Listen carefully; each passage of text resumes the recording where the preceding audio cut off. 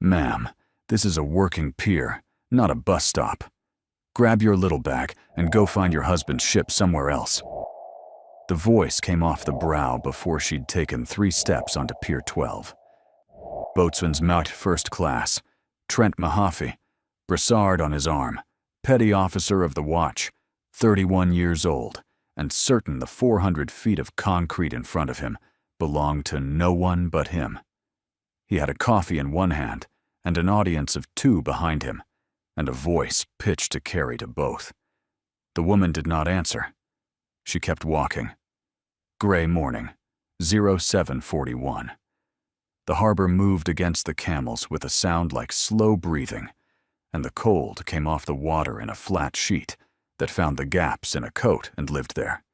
She wore a plain dark coat, no markings, and a worn canvas sea bag rode one shoulder. A contractor's lanyard hung at her chest. It read, in small letters, Okafor, M. Fleet Readiness, C5. Nothing else. No rank, no command, no reason for any sailor to look at her twice. She had walked harder piers than this one. She let the cold do the talking. "You hear me?" Mahaffey set the coffee on the rail. He liked the word, working. He used it again. Working pier. You readiness people couldn't read a tide table. Where's your escort? You don't walk Pier 12 without an escort. That's not me being difficult, ma'am. That's the rules. Don't have one. 2 words. Flat. He laughed, and the 2 juniors behind him laughed because he did. The guided missile destroyer beside them sat high and gray against the sky, 405 feet of steel. Mooring lines run out to the bollards in long catenaries, the bow flag stiff in the wind off the water. The woman's eyes were not on Mahaffey. They had already left him. They walked the after mooring line, frayed at the chafing gear, the wrap gone slick and feathered where no one had re-rigged it in weeks. They climbed the hull to the fire main riser on the main deck and stopped. A valve, chained open, against every regulation in the book. She filed it the way other people breathe, without effort, without comment, the fact simply moving from the world into the ledger she kept behind her eyes. "Hey," Mahaffey snapped his fingers, twice, the way a man snaps at a dog he expects to come. "I'm talking to you. I know." "Then move. There's a working party coming through in 10 minutes. And I'm not babysitting a lost contractor while they do." She stood where she was, weight even through both feet, the cold pulling at her coat, the bag strap dark against her shoulder. She took a small notebook from an inside pocket and wrote one line in it, unhurried. And that, the writing, not the standing, was what made him cross the rail. He came down the brow fast, all shoulders, the brassard catching the gray light. "Give me that." He reached for the notebook, missed, and took the sea bag instead, ripping the strap off her shoulder in one motion. "Bag lady's been told twice, you don't write me up, I write you up. Don't." One syllable. She did not raise her voice. She did not reach for the bag. She did not even turn her body toward it. He grinned at the juniors. He held the bag out over the rail a moment. Theater. Daring her to lunge. She didn't. So he turned and threw it. A flat arc out over the water, the worn canvas turning once in the air, and the harbor took it with a slap that echoed off the hull. It floated for a breath between the camel and the steel, going dark with water, and then the weight of it pulled it under. Slow, the strap last to go. The 2 juniors laughed out loud. Somewhere down the pier, a forklift idled, a low diesel knock. She watched it go under. She did not step toward the edge. She looked at her watch, the face turned in toward the inside of her wrist, the way a sailor wears it on a bridge wing so the dial doesn't flash, and wrote a second line in the notebook. And her hand did not hurry, and her face did not change. 40 feet away, on the quarterdeck, an old man in coveralls had stopped chewing. Command Master Chief Royce Tarrant. 60 years old, 40 of them at sea. a command master chief who had watched 10,000 sailors come aboard and go ashore and learn to read every one of them in the first 10 seconds. He was not looking at the bag. He was looking at her, at the stillness, at the way she had timed her own humiliation to the minute and written it down like a position report. The bag was gone. The juniors were laughing. And the only man on Pier 12 who was not smiling was the one who had just watched a stranger record the exact time his ship embarrassed itself. She did not ask for the bag back. She asked Mahaffey a question instead. When was the after-fire main last hydro-tested? He blinked. What? The after-fire main. She nodded once, not at him, at the riser on the main deck, the valve chained open above the waterline. When? How would you even? 8 months over. She said it without heat, the way a person reads a clock to a child. The test tags painted over, on the riser. Behind you. Somebody put a coat of haze gray over an expired tag instead of testing the system. That's not laziness. That's a decision. You don't know that. But his voice had lost its edge, and he knew it, and so did the 2 juniors who had gone quiet behind him. I know paint. She nodded at the riser. Fresh haze gray, 1 coat, brushed not rolled, over a raised metal tag. You don't paint over a current tag. You paint over one you don't want red. 8 months over hydro, in a salt environment, on a system that's the difference between a galley fire and a funeral. That's not a tag, petty officer. That's a confession somebody hasn't been caught making yet. He turned and looked. Then he turned back, and something in his face had changed. The way a man's face changes when the ground reports back wrong under his foot. The 2 juniors had stopped laughing. The harbor breathed against the camels. Up on the quarterdeck, the old master chief set his coffee on the log desk and came down the brow with the unhurried walk of a man who has just decided to spend the rest of his morning on one thing. Master Chief Tarrant. He stopped an arm's length from her. He did not look at Mahaffey. And you are, ma'am, Okafor. Just Okafor. For now. The brow shifted under them, the small living movement of a ship working its lines against the camels, and he watched her ride it. Wait even. No hand on the rail, the deck moving and the woman not. 40 years had taught him 100 ways to read a sailor, and the first of them was the feet. New sailors fought the deck. Old ones let it move them. Her feet did not fight anything. Her feet knew steel. You logged that fire main, he said. It was not a question. 0746. She did not look at the notebook. The mooring line aft is feathered at the chafing gear. It'll part under load inside a month. The rat guards are rigged backward. They'll funnel a rat aboard instead of stopping one. And there's a forklift about to back over a fouled float line the operator can't see from his seat. Tarrant turned. Down the pier, the forklift was reversing toward the splash point, where the bag had gone in, beeper going. The operator's head turned the wrong way over his right shoulder. A swimmer's float line trailed off the camel into the path of the rear tire, taut and yellow against the wet concrete. Hold! Tarrant's voice cracked across the pier like a parted line. The forklift stopped dead. The operator leaned out, found the fouled line a yard short of his tire, and went the color of the morning. A swimmer's float line in a forklift's path was nothing, on paper. A frayed wrap on a mooring line was nothing. A painted tag was nothing. But Tarrant had buried enough sailors to know that the sea never kills you with one big thing. It kills you with a stack of small ones nobody bothered to fix, on a quiet morning, when everyone was busy laughing at a woman with a bag. He looked at the stopped tire, a yard from a parted afternoon. And then he looked at the woman who had seen it from 40 feet, while pretending to lose an argument, and the question in his chest got heavier. Mahaffey found his voice in the silence. "Master Chief, she's a contractor refusing to clear the pier. I already called it in. Harbor security's inbound." "You already called it in?" Terrence said it quietly. He did not finish the sentence. He did not need to. "I want her off, before this turns into a thing."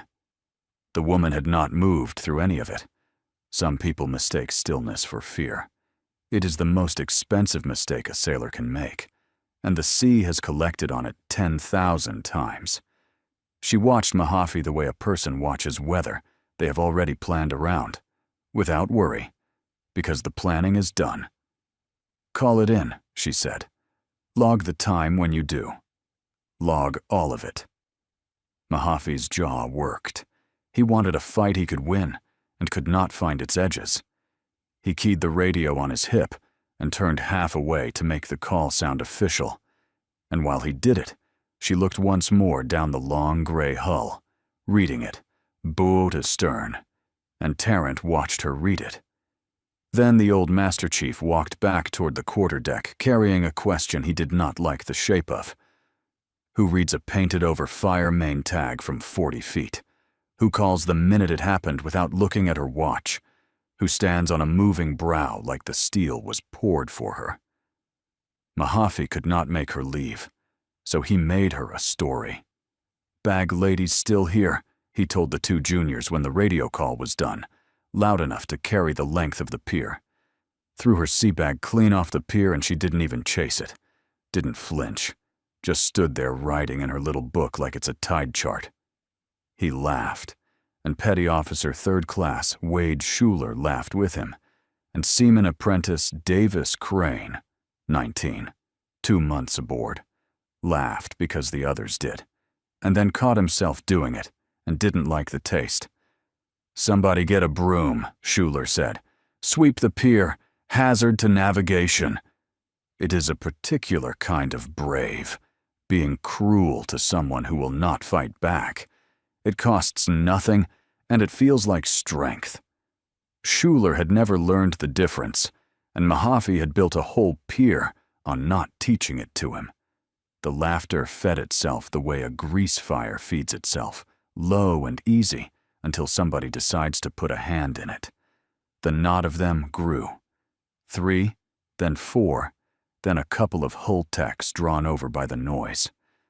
A pier is a small town, and a small town loves a story with a loser in it.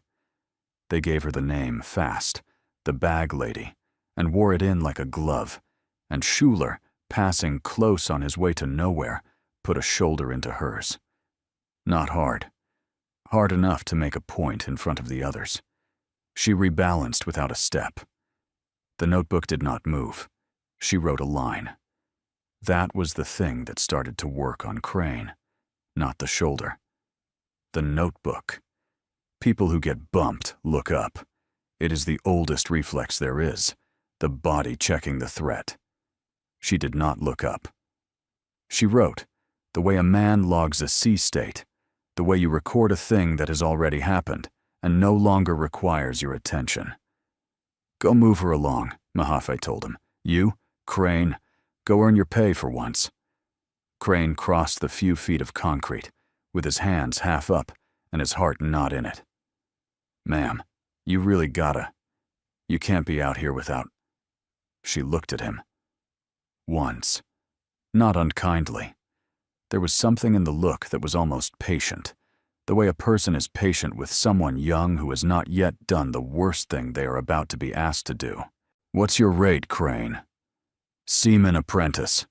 He answered before he meant to, the rate coming out of him on reflex, the way it does in front of someone you have not yet decided to fear.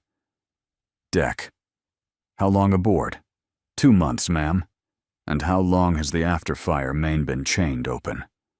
The question landed quiet and exact, and Crane felt it go through him like cold water down a collar. He looked at the riser. He looked back at her. He had no idea how she knew he knew. "A while," he said, before he could stop it. "Since before I got here. Petty Officer Mahaffey says it's faster for the washdowns." "It is faster." She wrote a line. Right up until the morning it isn't. You like it?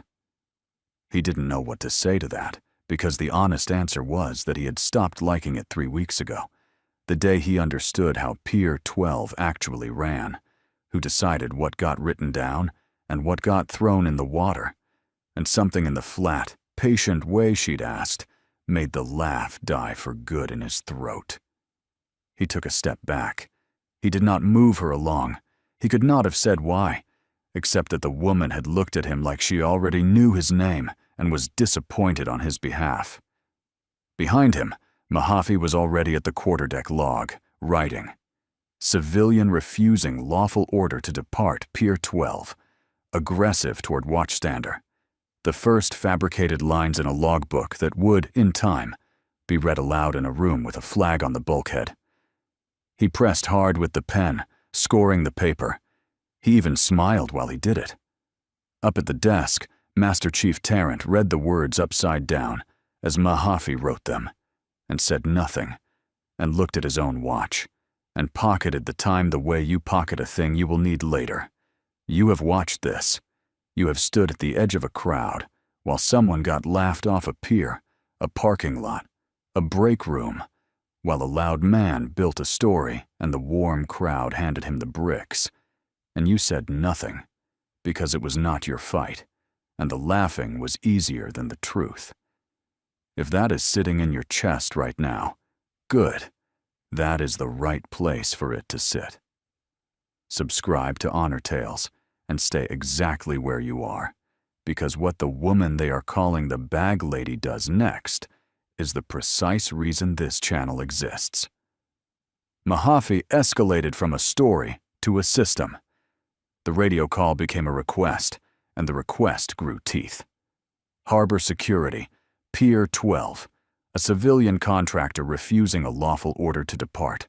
Aggressive, no valid escort, possible unauthorized presence near a warship. He added aggressive himself. He added near a warship himself. He liked how the words sounded in his mouth, official and grave, the vocabulary of a man with the weight of a base behind him. None of it would survive contact with the truth, but he did not know that yet. And the not knowing was the whole shape of the morning. While they waited for the security detail, the woman walked the brow's safety gear. She did it the way an inspector walks anything, which is to say she did it once and missed nothing, and she said it aloud, low, to no one, except that Tarrant had drifted close enough to hear, and was listening now, the way you listen to a doctor reading your own chart. Brew stanchion's missing its doubler. She laid 2 fingers flat on the steel, where a reinforcing plate should have been welded, and was not. Rat guards rigged backward, cones pointing the wrong way. They'll funnel one aboard, not off. After fire main chained open. Fall protection nettings tagged out of service and still rigged under the brow, so somebody signed off a repair that never happened. And the watch turnover this morning said the brow was sat and safe. A pause. One of those is a mistake. 5 of them is a culture. She moved down the brow as she said it, one fitting to the next, never twice in the same place, her hand finding each fault the way a blind man finds a familiar room, a frozen shackle, a safety pin replaced with a bent nail, a life ring whose line had rotted to a memory of line. She did not write any of it down with anything like urgency. She wrote it the way the tide comes in, patient, total, leaving nothing dry. Tarrant felt the cold go down his spine, and it was not the wind off the water. Contractors did not know doubler. Contractors did not call rat guards by the direction of the cone. Contractors did not say the after-fire main the way she said it, like the name of someone they had served with. He had spent 40 years learning the difference between people who used the words and people who lived inside them, and the woman in the plain coat lived inside them, had clearly lived inside them longer than the boy throwing her bag had been alive. Contractors don't know doubler, he said, low, almost to himself. No, she agreed, still looking at the brow. They don't? The security detail arrived in a white truck with a light bar. 2 of them, boots loud on the concrete, and Mahaffey performed. He stood straighter. He pointed. He used aggressive twice more and near a warship once. The woman produced nothing. No badge, no orders, no rank, no defense at all. Only the contractor lanyard turned out for them to read, and a single sentence delivered to the senior of the 2 in a tone of mild, almost gentle instruction. Log the time, petty officer. All of it. The call, the response, every minute you spend out here. You're going to want that record, and you're going to want it accurate. For your sake, not mine. It was not a threat. It landed nowhere near a threat. It landed closer to a kindness, and the security petty officer, 26, and used to people either shouting or pleading, did not know what to do with a woman who did neither. Tarrant did. He stepped to the security man, said 2 words, "Hold 1," and walked to the quarterdeck phone and dialed the captain's cabin from memory. He stood with his back to the pier, so no one could read his mouth, and he spoke for 11 seconds, low and fast, and he set the phone down with the care of a man handling something that might go off. The woman watched him do it. She did not ask who he had called. She already knew the shape of it, the way she knew the shape of everything on that pier. She checked her watch, turned inward against her wrist, and made a small note. And the wind came off the harbor at 14 knots and pulled at the pages, and she held them flat with 1 thumb and kept writing. Somewhere above the pier, high on the ship, a weather door opened and shut. The Master Chief was on the phone with the captain. The inspection had already started. And Mahaffey, still pointing, still saying aggressive, was the only person on Pier 12 who had not yet understood what was happening to him. Tarrant went off the record. He found Mahaffey at the rail and kept his voice down, the way an old chief keeps a thing between 2 men, so it does not have to become a thing between many. Walk it back, Trent. Master Chief? Apologize. Get a boat hook. Turn to a working party. Fish that bag. Dry it out. And pray. Right now. Before the rest of your morning happens to you. Mahaffey actually grinned. For the bag, lady? Master Chief, come on. She's a contractor. She doesn't have an escort. She doesn't have a badge. She doesn't have anything. She walked onto my pier and refused to leave, and now she's somehow the victim. You don't know what she has. Tarrant looked at him a long moment, the way you look at a young man standing in the middle of the road, who cannot yet hear the train he is standing in front of. That's the whole problem with you, son. You think because you can't see a man's rank, he doesn't have one. 40 years I've been doing this. You want to know the most dangerous people I ever met? They came aboard quiet. Every single time. The loud ones tell you everything they are in the first minute. The quiet ones let you find out. Mahaffey laughed him off and went back to his audience, because the audience was warm and the Master Chief was not. So Tarrant studied her instead, from the distance of the quarterdeck, the way you study weather you cannot change and had better understand. The watch turned inward on her wrist, the way she moved at clean intervals, a step, a pause, a note, a step, like a woman who had once learned to mark time in a place where time was the only thing keeping people alive, where you counted seconds out loud so 190 men could hear that someone still had a grip on the clock. The way she read the ship and never once read the crowd. The crowd did not exist for her. The ship was the only thing in her eyes.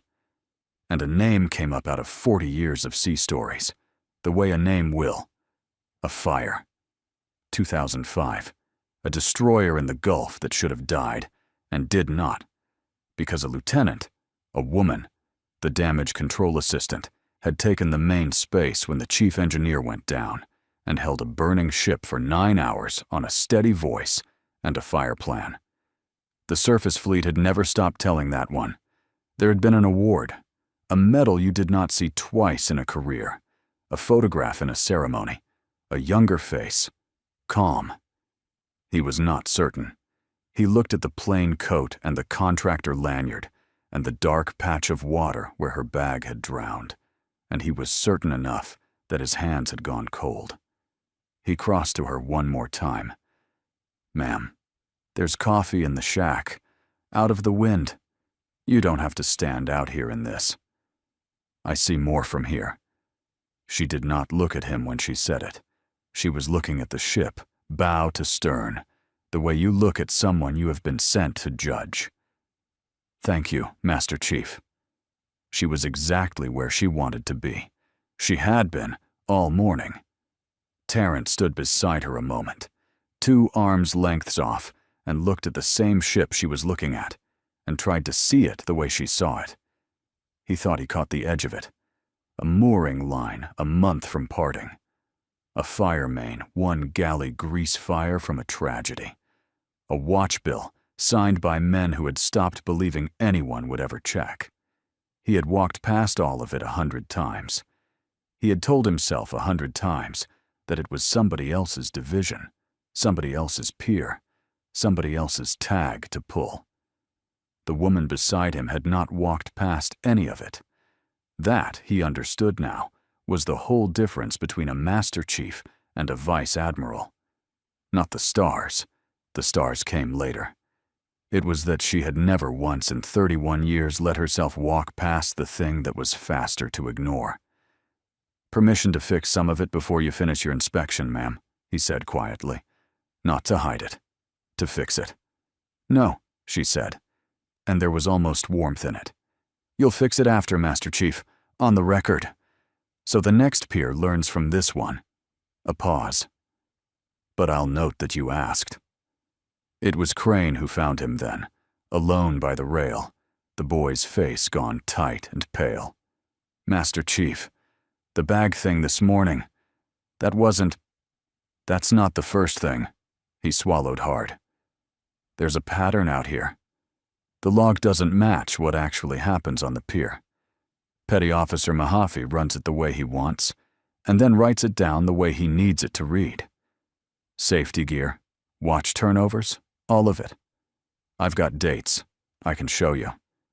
Tarrant looked at the boy and at the woman reading his ship and out at the gray water and felt the whole morning turn under him like a deck, taking a sea on the beam. You feel it too. The old chief has just placed her, and he has gone pale, and you want to be standing on that quarterdeck when everyone else finds out. Subscribe to Honor Tales right now, because the next part is the one this channel was built on. The part where you, and only you, learn exactly who the woman they have been calling the Bag Lady has been the entire time. Here is who she was. Her name was Maren Okafor, Vice Admiral, United States Navy, 3 stars, Deputy Naval Inspector General.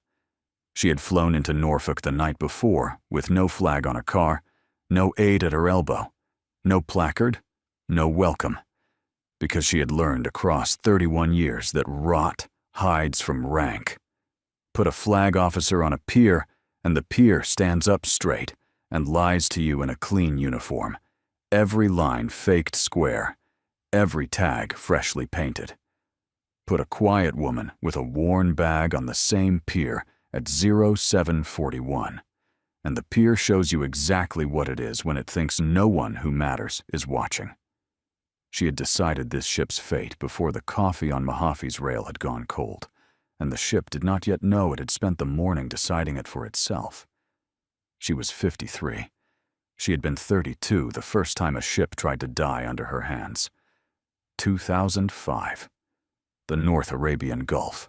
Lieutenant Okafor, damage control assistant aboard a guided missile destroyer, asleep in her rack at 0200 when a fuel line let go in the main engine room, and the space went over to fire in under a minute.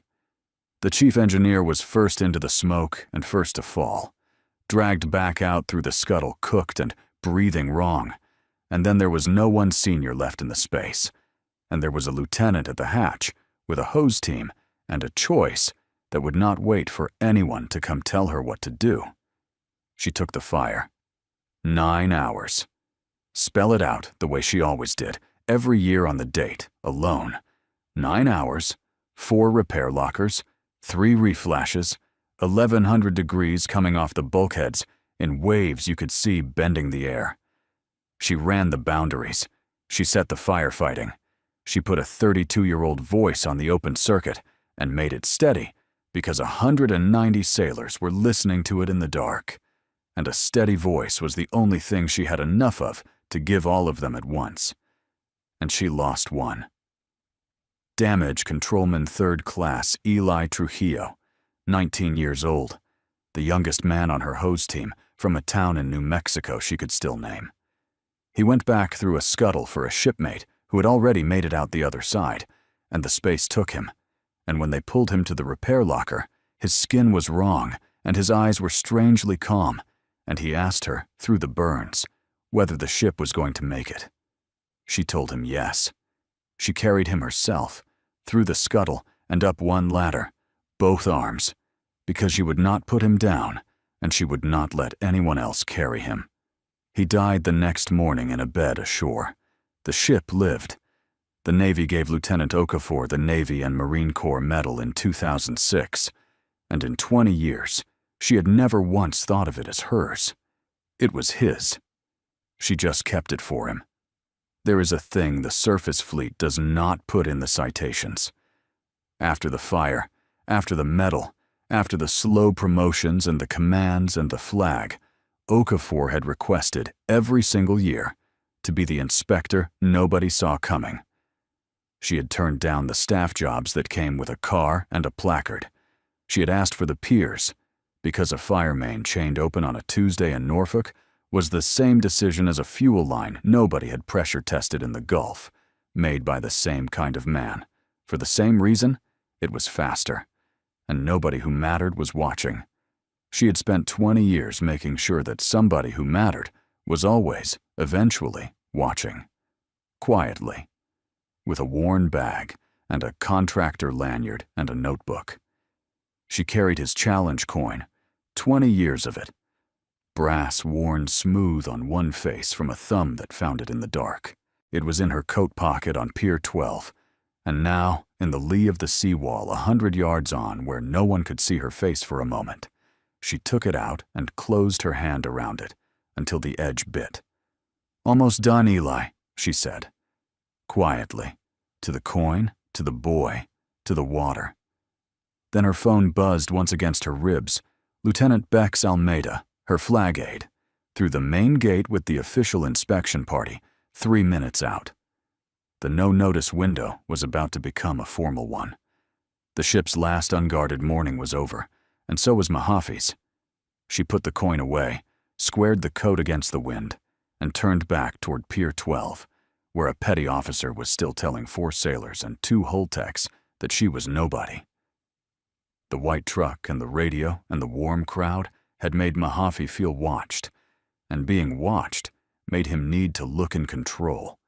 And needing to look in control in front of an audience is exactly how a man walks himself off a cliff. He could have stepped around in his sleep. "Crane," he pointed. "Move her. Hands on if you have to. She's trespassing on a working pier near a warship, and I am done asking nicely in front of everybody." Crane did not move. "Petty officer, I really don't think we should—" "I didn't ask you to think. I gave you an order." "I'm not putting hands on her." The boy's voice shook and held at the same time, the way a thing holds right before it either breaks or proves it never will. "No, petty officer. I won't." The pier went quiet around the word. Schuler stopped grinning. The 2 hull techs found somewhere else to look. Even the wind seemed to drop a knot, the way the air goes still before weather. A direct order had been given, and a 19-year-old had refused it standing up, in the open, in front of everyone, and the refusal hung there on the concrete, like a thing that could not be unsaid. "You'll regret that," Mahaffey told him. "You'll regret that the rest of your enlistment." "Maybe." Crane did not move. "But I won't put hands on her." So Mahaffey did it himself.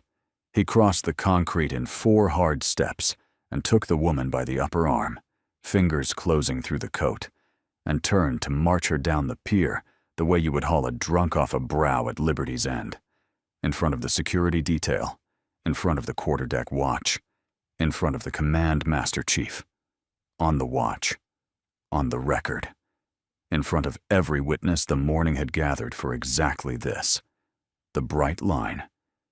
He had been walking toward it since 0741, and he crossed it with his hand clamped on the upper arm of a 3-star admiral.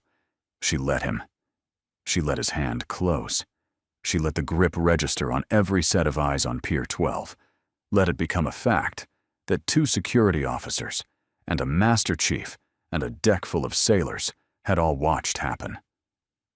And for the first time that morning, the woman in the plain coat smiled.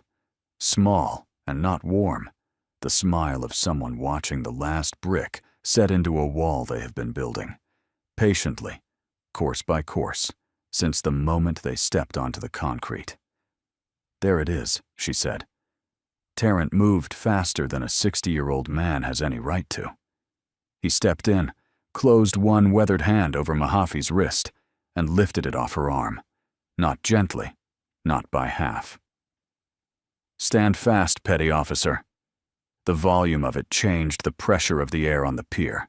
Heads came around from 40 feet. The forklift operator killed his engine. "You take your hand off this woman, and you plant your boots, and you stand fast." Mahaffey wrenched free. Furious now, the fear not yet arrived, riding the last seconds of a confidence that no longer had any ground under it. "I'll write you up too, Master Chief. I don't care how many years you've got on that chest. She's a contractor. You're protecting her for no reason. And I will put both of you on report before lunch. Trent." Tarrant's voice had gone very quiet, which on an old chief is the loudest thing in the world. "Son, I'm going to give you one more second. Look at her. Not at me. At her. Look at how she's standing. Look at what she's not doing." He paused. "In 40 years, I have seen exactly 2 people stand on a pier like that. One of them is buried at sea. Look at her, Trent, and shut your mouth before you say the one thing you can't take back." Mahaffey did not look at her. He looked at Tarrant, and he opened his mouth to say the one thing he could not take back. The ship's 1MC crackled to life above them, a wash of static, and then the pure, flat tone of a system about to speak. The topside watch came to attention. Down the brow, a hand reached for the ship's bell, and a white-gloved arm drew back to strike it. And every sailor on Pier 12 turned toward the quarterdeck. Every sailor except Mahaffey, whose hand was still hot from where it had gripped the inspector's arm, and who turned last, and a half-second too late to be anything but the last man laughing.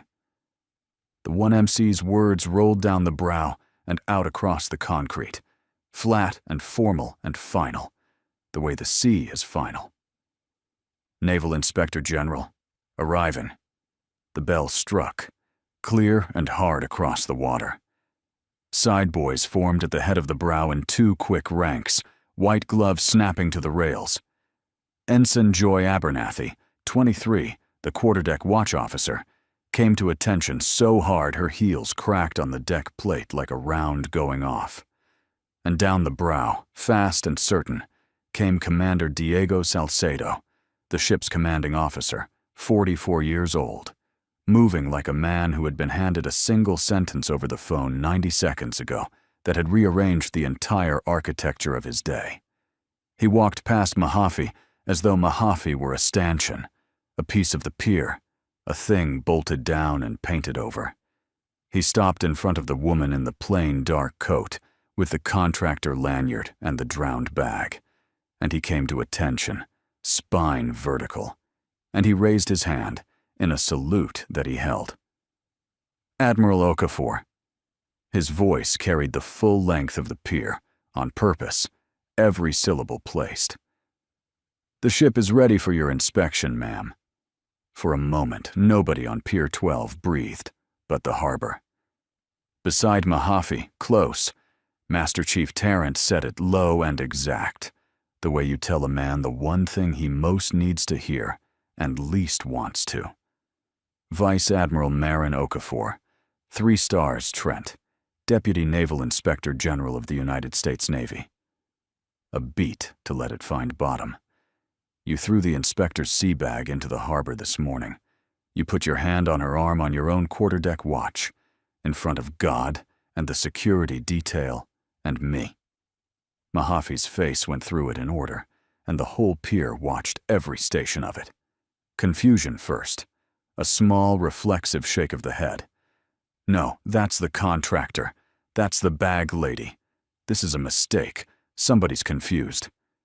Then disbelief as the salute held, and the captain did not lower his hand, and the side boys did not break their ranks, and the word admiral simply refused to go away or mean anything else. Then recognition, arriving all at once and from every direction, the whole morning replaying behind his eyes at double speed. The fire main, the doubler, the rat guards. Log the time. All of it. For your sake, not mine. The quiet woman who had told him to write down every single minute, because she had known, from the first step onto the concrete, exactly whose minutes they were going to turn out to be. Then horror, plain and total and final. The color draining out of his face the way the water had drained the color out of her bag, sinking out of him until there was nothing left in his face at all but a 31-year-old boy who has finally understood the true size of the thing he has done with his own 2 hands. Okafor returned Salcedo's salute, crisp, unhurried. Then she stepped onto the brow of the ship that had laughed at her, and she stood on the moving steel with her weight even through both feet, the deck shifting and the woman not, and she turned, at last, to the petty officer of the watch. Petty Officer Mahaffey. Her voice did not rise. It had never once needed to. You are relieved of the watch, Master-at-Arms. 2 Masters-at-Arms were already moving up the pier. They took Mahaffey by the elbows, and this time the hands closing on a man's arm were lawful, and the falsified log on the quarterdeck desk and the fire main chained open against every regulation in the book were no longer his to talk his way around. They were evidence now. They had been evidence since 0746. Ma'am. Mahaffey's voice cracked on the word, the brassard suddenly heavy on his arm. Ma'am, I didn't know who you were. She paused on the brow and looked back at him, and for the first time all morning there was something in her face, though it was not anger and it was not satisfaction. It was something closer to tired. That was the point, Petty Officer. Her voice did not rise. You didn't know who I was, so you showed me exactly who you are. That's the only honest watch you've stood all year. Schuler had gone the color of the concrete. The 2 hull techs had drifted backward toward the warehouse line, as though distance could erase the last 20 minutes. Only Crane stood where he was, near the rail, watching the woman he had refused to lay hands on, and when her eyes passed over him, she gave him the smallest nod, the kind a person gives across a great distance to someone they have decided is going to be all right. The side boys held their ranks. The bell's last note died out over the water, and the woman whose bag was still drying somewhere against a piling walked up the brow of the destroyer that had spent the morning calling her nobody, and not one sailor on Pier 12 could lift his eyes to meet hers. The reckoning came fast, the way reckonings do once the first brick comes loose. By noon, the inspection party had the quarterdeck logs spread across the wardroom table under the fluorescent light, and the discrepancies the Admiral had clocked at 0746 were line items now, numbered, initialed, photographed against a ruler. The fabricated entry, civilian refusing lawful order, aggressive toward watchstander, sat 3 lines above a watch turnover that did not match the actual condition of the brow by any honest reading. The afterfire main, chained open. the brow stanchion missing its doubler, the fall protection netting tagged out of service and still rigged, signed off as repaired by a man who had never touched it. A pier run on appearances and volume, and above Mahaffey, a leading petty officer and a division chain who had let it run that way for months because the morning muster always looked squared away from inside the warm shack. Okafor signed the findings without raising her voice a single time. A formal investigation opened before the watch changed at noon. Mahaffey would answer for the log, for the fire main, for the hand he had put on a flag officer's arm. And the men above him, the ones who had taught a peer to lie and rewarded it for lying well, would answer for the lie itself, which was the larger crime and the one she had actually come to Norfolk to find. Then she did the thing inspectors almost never do. She called a witness forward to be thanked. Seaman Apprentice Crane. He came across the quarterdeck white-knuckled, certain to the bone that he was in trouble for something he had not yet identified. He stopped in front of 3 stars and could not get his eyes up off the deck plate. "Look at me, sailor."